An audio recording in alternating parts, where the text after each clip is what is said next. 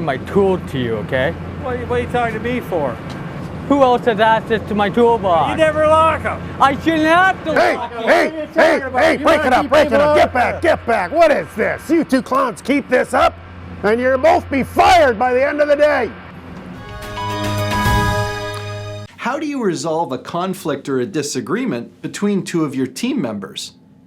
I'm Greg Schinkel, President of Unique Training and Development and Frontline Leadership Systems, and today let's look at the messy topic of how to manage conflict, especially when you've got a couple of team members really arguing and yelling on the shop floor. First of all, let's acknowledge that people have shorter fuses today because of the underlying worry, anxiety, and stress that comes along with the whole COVID situation.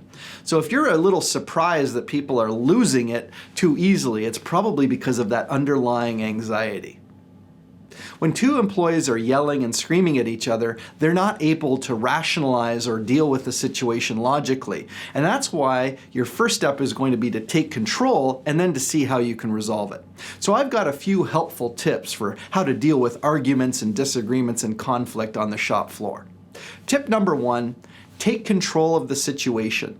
When you've got a couple of employees who are getting really angry and upset and emotional on the shop floor, you can't really talk them through it at that time. So your first job is to take control of the situation and remove them, allow them to calm down. Now that's usually going to require separating them, putting them in two different offices so they can cool off. You might even have to send them home, but don't do it at the same time. Make sure you get them off at different times so they don't end up fighting each other outside the workplace.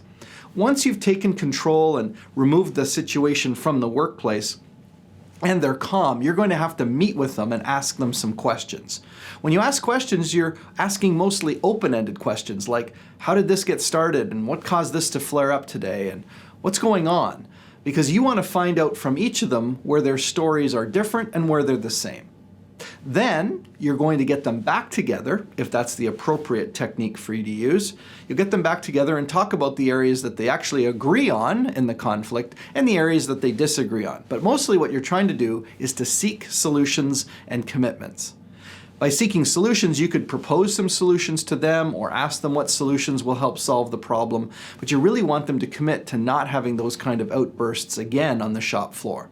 When you get better at managing conflict between two team members on the shop floor, you might decide that you want to work on some of your other leadership attributes.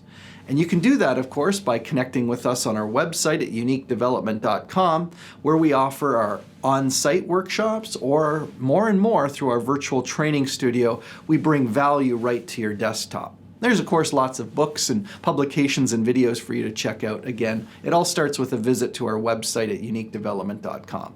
If you're not already connected with us on social media, remember that these leader feeders are available as a podcast through all the popular podcasting apps, or you can connect with us on LinkedIn, Facebook, Twitter, and now Instagram as well.